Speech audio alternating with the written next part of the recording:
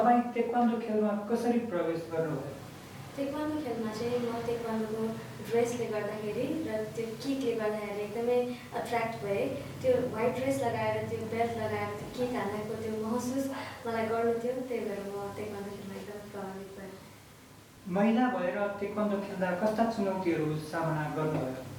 मलाई चुनौतीहरू त धेरै थिए, तर मेरो मेहनत, परिश्रम र लगनशीलले चाहिँ मलाई अगाडि बढाइराख्यो र साथै त्यसमा चाहिँ मेरो फ्यामिलीको सपोर्ट, मेरो गुरुहरूको सपोर्ट र मेरो साथीहरूको सपोर्टले गर्दा चाहिँ म अगाडि बढिरहेको छु र अझै अगाडि लागिरहेको छु। एज अ ताइक्वान्डो प्लेयर हुँदा तपाईँको डेली स्केड्युल कस्तो थियो? प्लेयर हुँदाखेरि डेली स्केड्युल हजुरको दिनको 2 आवरदेखि तपाईँको 6-7 आवरसम्म हामीले ट्रेनिङ गरेको थियो। त्यसमा अब मर्निङमा ट्रेनिङ गर्ने, त्यसपछि रेस्ट, त्यसपछि फेरि आफ्टरनुन ट्रेनिङ, फेरि रेस्ट, फेरि इभिनिङ ट्रेनिङ पनि, त्यो समय पनि मैले पार गरेँ। सो यस, त्यसलाई चाहिँ मैले ट्रेनिङ स्केड्युल भन्नाले त्यो आफूलाई निखार्ने त्यो टाइम चाहिँ म भन्न चाहन्छु त्यसलाई चाहिँ। So yes. तपाईँको सबैभन्दा यादगार खेल अनुभव कुन हो? सबैभन्दा यादगार खेल अनुभव भनेको मैले साउथ एसियन गेम्स सार्क गेममा गोल्ड मेडल जित्दाको क्षण हो। किनकि साउथ एसियन गेम्स भनेको एउटा गेम मात्र होइन, त्यो एउटा ड्रिम हो।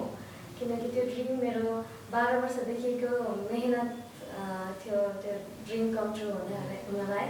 अनि जब मैले त्यो सार्क गेम खेलेँ, अनि सार्क गेम खेल्दा फर्स्ट भएर नेपालको झन्डा टपमा पुर्याउँदा अनि त्यो नेपालको राष्ट्रिय गान त्यो एरिनाभरि, त्यो हलभरि गुन्जिँदाको क्षण चाहिँ मेरो लागि एकदम अविस्मरणीय छ। अनि त्यो हुँदा चाहिँ मेरो अब देशको लागि रिप्रेजेन्ट गरेको छु र देशलाई गोल्ड मेडल जिताउनै छ।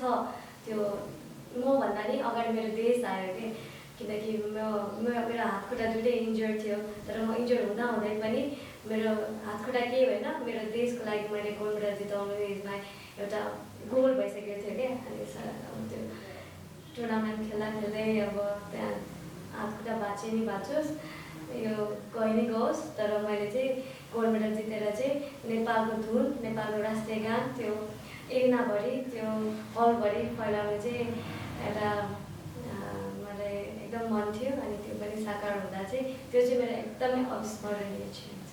As a Taekwondo national player, how do you motivate yourself?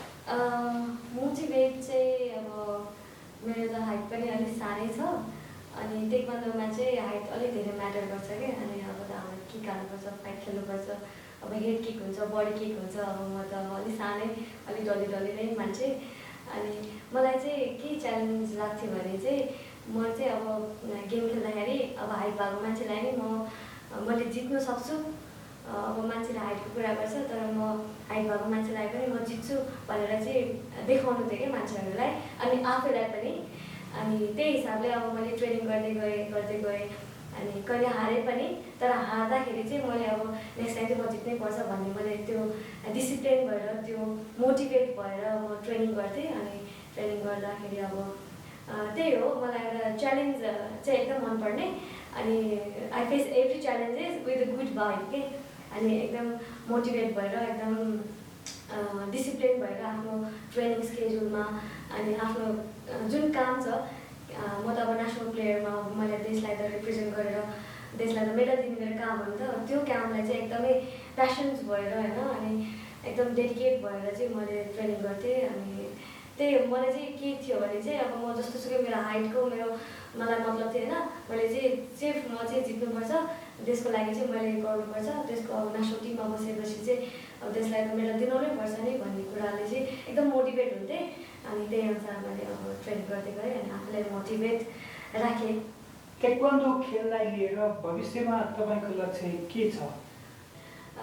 म चाहिँ नेपालको तर्फबाट as a player, as a trainer र एज अ जजको रूपमा चाहिँ कन्टिन्यू गरिरहनेछु।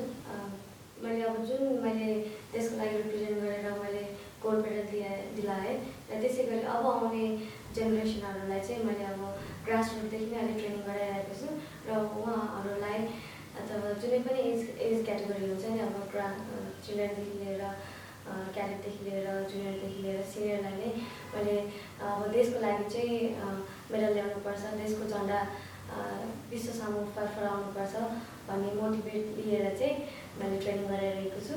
र यसरी नै एज अ कोच अनि एज अ रेफ्री पनि म चाहिँ इन्टरनेसनल रेफ्री दुवै विधाको ख्योरेकी र पोन्से दुवै विधाको इन्टरनेसनल रेफ्री पनि भइसकेको छु।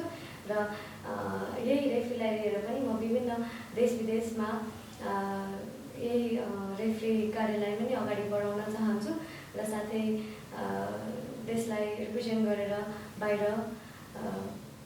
वर्ल्ड च्याम्पियनसिपहरूदेखि लिएर I want to be the part of Olympic also.